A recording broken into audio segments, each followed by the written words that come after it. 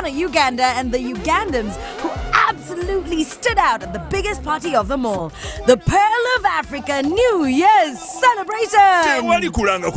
Fall in and let's celebrate Uganda into the new year with the biggest artists, MCs, DJs, dance crews all night long. Panic on the 31st of December till the crack of dawn as we dance, scream, and pop fireworks into 2023. The Pearl of Africa New Year celebration, celebrating Uganda.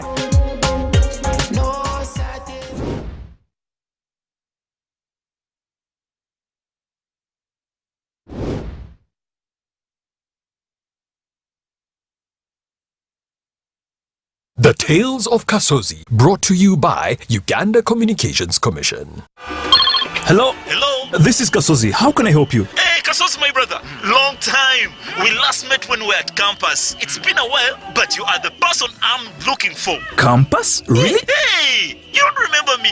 Okay, so how can I help you? I'm stuck in Gulu making millions and I need to urgently send money to my sick mother. But I can't find any mobile money agent near me. I've sent the money to your phone, as you can see the message. It might take a few minutes to come through, but I urgently need you to send the money to my mother. Let me send you her number and you send it to her chap. My friend, I'm afraid your mom is going to die. What? Because I don't know you, I never went to campus, and I'm also in Gulu. So can we meet at CPS, we talk about it? Stay tuned for what Kasozi does next. Tofera, refrain from unnecessary engagement with strangers over the phone. This message is powered by the Uganda Communications Commission.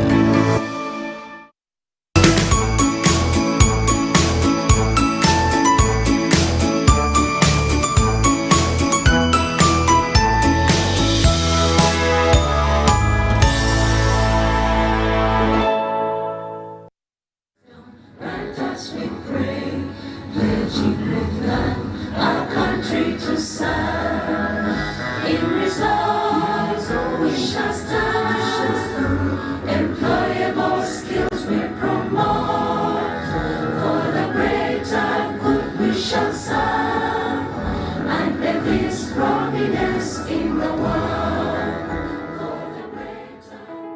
The Directorate of Industrial Training is a quality assurance body under the Ministry of Education and Sports. We appreciate the great job that you're doing for this country, especially in promoting skills development for all categories of people who need skills. Skills development is a very high agenda for government, and being a sector directly responsible for human capital development, the Ministry of Education and Sports has the responsibility to ensure the necessary structures and programs in place to make this happen. It has a mandate to develop occupational standards, regulate work-based training schemes, and apply Uganda Vocational Qualifications Framework, and accredit assessment centers as spelled out in the DIT Act 2008. Technical Vocational Education and Training, TVET, has come from far. In the past, it's like all those who have gone to school can go through the formal system and get certificates. But now we are saying even if you have not gone to school, you have a skill and you can master a skill. You can go to Katwe, for example. You master a skill there and you are certified for it. You are tested and you are certified for it. Over time, many institutions have been offering skills development, but with no central regulatory framework. They concentrated on formal skills that are not relevant in the informal sector. The new TVET policy allows both the non-formal and formal skills to be assessed and certified for the world of work.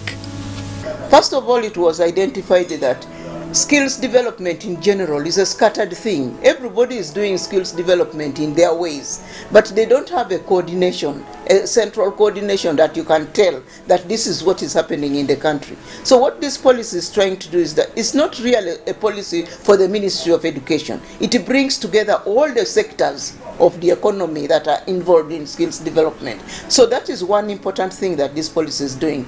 Two, we used to make skills development a formal thing, only for the institutions that we have. What this policy is doing is saying that You have formal, you have informal, you have non-formal. All those are skills, areas of skills. The Directorate of Industrial Training is mandated to promote quality assurance interventions in business, technical, vocational education, and training for the public and private sector labor markets. It assesses all skills, whether you went to school or not. As long as you have acquired the skill, the body to assess and certify you is Directorate of Industrial Training.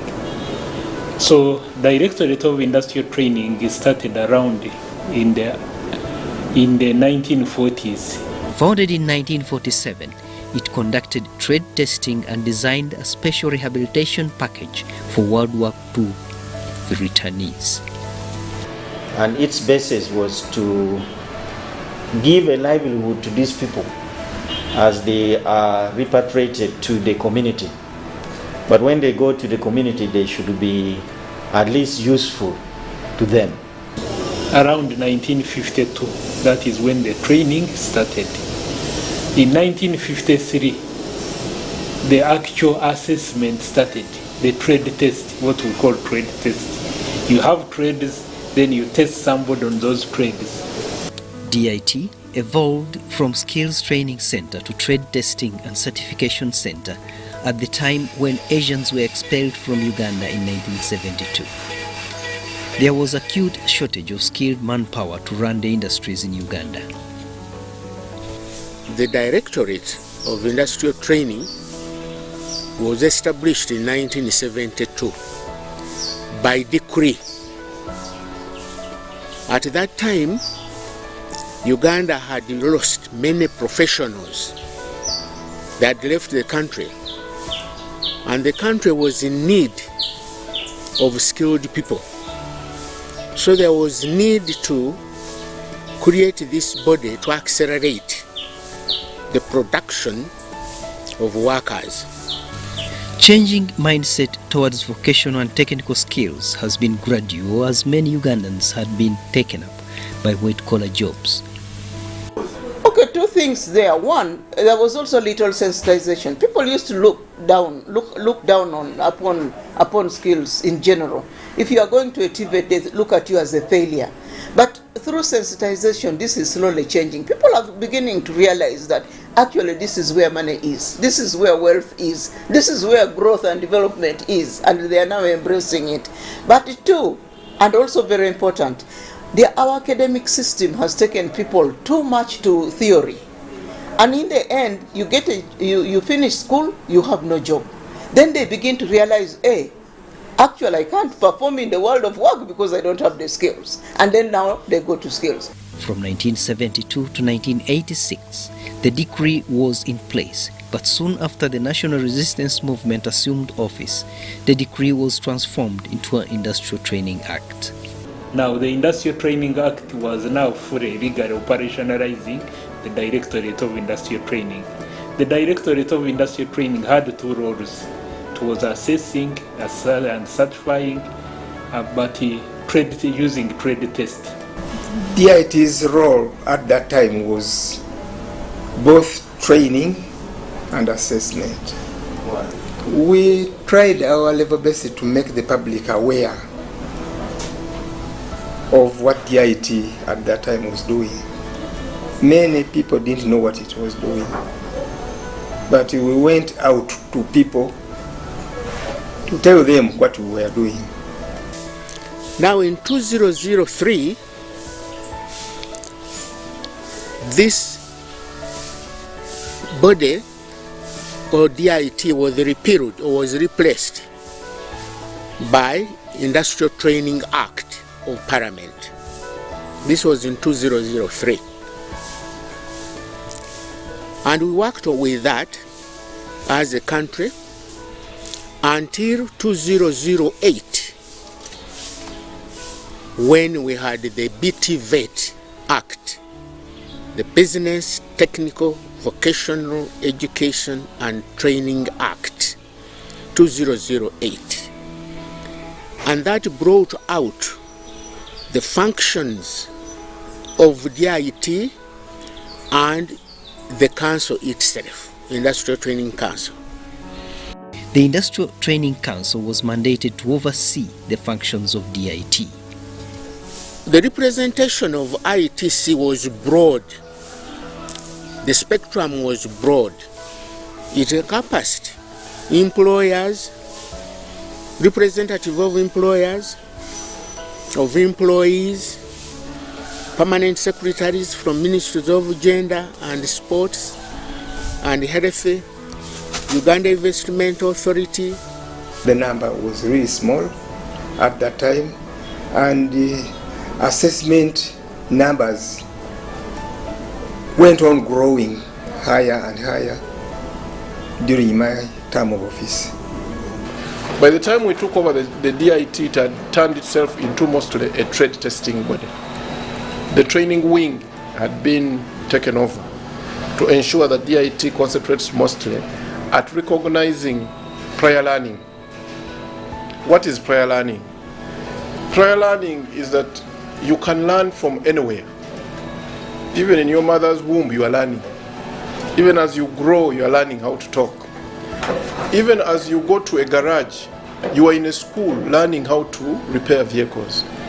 The problem in this country is that such skills were not being recognized.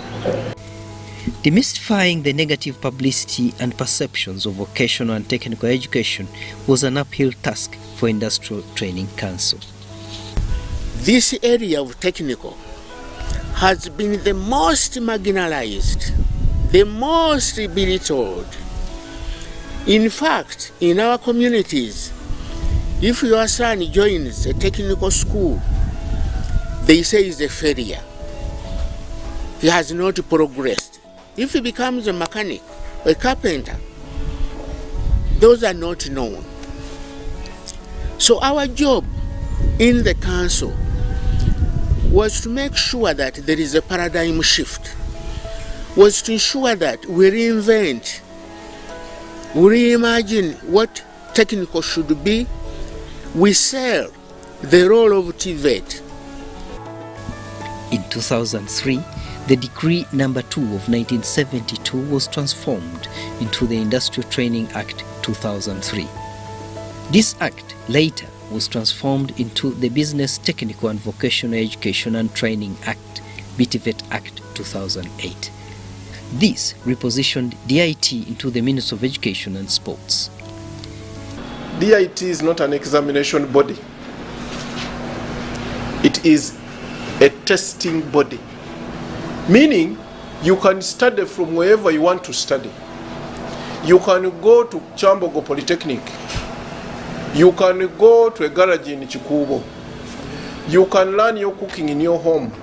We come and test your competency, not your knowledge. Most of the examination bodies you have in this country, UBT, whatever, are testing knowledge. What do you know? For us, we test of what you're telling us you know, what can you do? In 2004, Uganda Vocational Qualifications Framework Secretariat was instituted. This was tasked to design the Vocational Qualifications Framework. Establishing the Uganda Vocational Qualifications Framework took 3 stages in particular. 1, we had to identify an occupation, and if we did, we worked on a profile for that occupation. After the profile, we would come up with test items which we used to call the assessment instruments of that occupation. Thereafter, we would work on training modules. These 3 activities formed what we now refer to as the assessment training package, the famous ATP of Uganda. There has been a steady increase in candidates assessed over the Uganda Vocational Qualification and under the BTVET Act of 2008. So from 2008, we have been implementing the assessment under the Uganda Vocational Qualification up to now. After 2009, the Uganda Vocational Qualifications Framework was integrated into DIT thereby merging the two departments at DIT. I designed the directorate then to become an assessment organization having two departments, the Qualification Standards Department and the Assessment Standards Department. The Directorate of Industrial Training has had tremendous achievements ranging from staff improvement to assessment tools. Number of candidates and occupations have been lined up and accomplished. The training delivery was separated from assessing and certification. Now DIT was put in place to assess, and our assessment would be occupational based assessment, which is like a trade test. However, because a trade is a skilled occupation, so the assessment, the act is what we are using up to now. Two departments of Qualification Standards Department and the Assessment Standards Department structures are in place, with detailed technical staff and framework put in place. Assessment is a process you must prepare. There is training of assessors to get the concept of occupational competence-based assessment. Then there is training of developers to come out with the criteria for the assessment. These are very critical. Now, all this needs training. And by international standards, you must involve people from the industry. And by the way, even the TVET policy states that this cannot be done by an instructor. There should be somebody who has been practicing. We introduced the Workers' Pass, which is the qualification when those people are assessed at National Water, they are given the Workers' Pass. We established a system of this certification with a data bank which is based outside the country, such that when you get a Workers' Pass, your name is entered in the database and your qualification therein, and therefore this is a qualification by which you can stand at any other workplace, showing your competence as to what you can do in the profession. In 2020, Ministry of Education rolled out the new lower secondary curriculum. Here, vocational and technical skilling is part of the learning curriculum. This curriculum we are talking of, the lower secondary, is competence-based. It is meant to develop your competences and give you skills in different disciplines. This lower secondary curriculum has got two components. It has got an academic component and a skills component. At the end of the day, you are going to be assessed on both. So we have tried to work with DIT very, very closely, and I must thank DIT for the support and for harnessing, because our act says that we should work closely with examination bodies. And one of those that we've worked with closely has been DIT in looking at the pre-vocational skills, because we also have to fit in within the international labor laws. The children who finish O-level are about 16 years. What are the tasks that they can do? And we agreed with DIT that they can be taken on at level 1, which gives them an opportunity to proceed with the vocational line to level 2 and later on ahead. So they have been prepared for the world of work. When the curriculum was developed and implementation started, then we had also to think on the way how we promote these skills and competencies. That's why now you have DIT, Directorate of Industrial Training, coming in. DIT has registered an increase in the assessment centers for occupational competence-based assessment, with now over 80 assessment and training packages developed.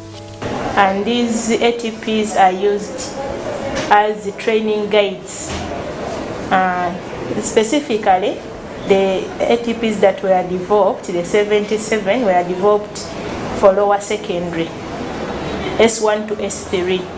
And these are going to be used as training guides to enable teachers facilitate the learning process of students from S1 to S3.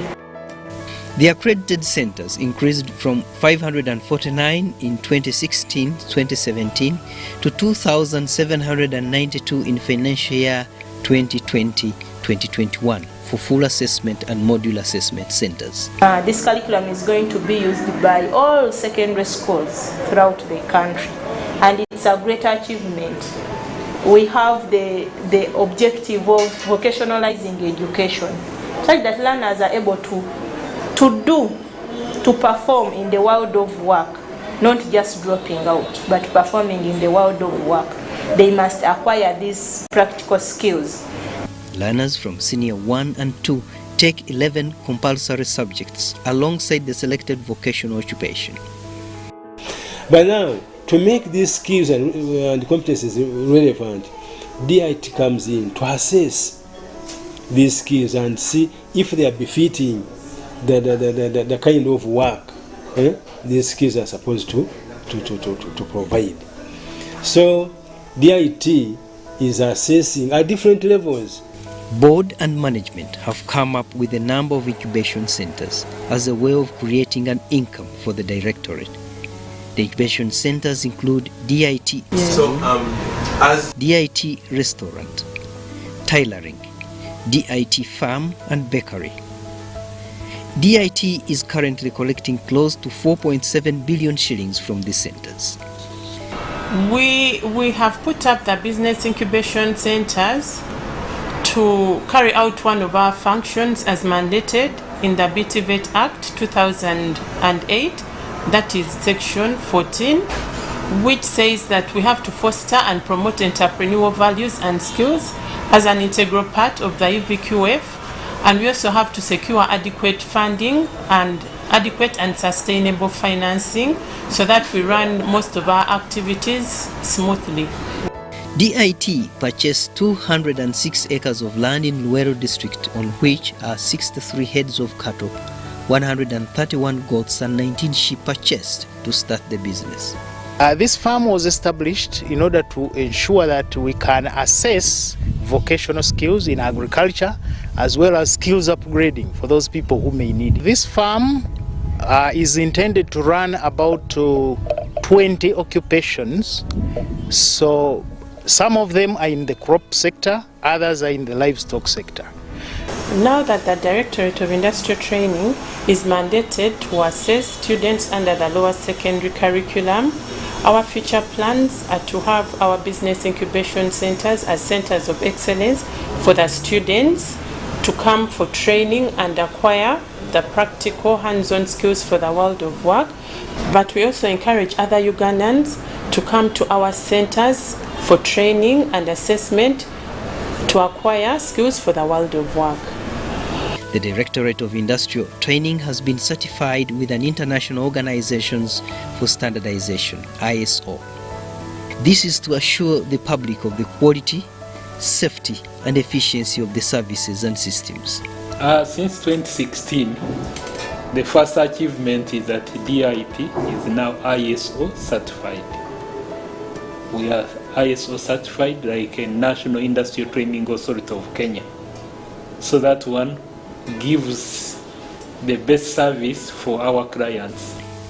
Elisa Nkoyoyo is a beneficiary to DIT skilling and assessment. With his unique skill of roofing with stones, he recalls how the DIT assessment and certification has professionalized his career. Background yezimu ku projects zange ezimu zennenyumirizamu nti leero basobola gikolamu eddwaliro eriwoonya abantu ate nga bye bimu ku bye nali nduubirira nga ntandika project ey'okuseresa amayinja okuleka ensi eno ng'esinga we nagisanga. DIT deploys assessors to different vocational skills training programs, and graduates are certified for the world of work. I've gained a lot of skills in the field. Right now, I can operate on the engine, on the suspension, and also a little bit of wiring. I'm very happy that now I can build a house. For the recent I have been with nothing to do, but now I'm gonna look for jobs. The future relies on skilling Ugandans to achieve national development goals by 2040. So, celebrating the achievements of DIT is a great milestone in assessment and training for the world of work. We are very glad and we thank God that we have made 50 years. We have come a long way, and I think day by day Ugandans have been able to appreciate the relevancy of DIT in promoting employable skills. Over the years, DIT Secretariat has expanded, the number of staff have grown, but also the mandate has been strengthened. Assessment centers of DIT have increased. The quality of assessment has also been strengthened. But also, we have been able, with the council that I chair, but also with the previous council, we have been able to see that the income base of DIT have grown, and it will continue growing over the years. And as we pray, pledging with land, our country to serve. In results, we shall stand. Employable skills we promote. For the greater good we shall serve.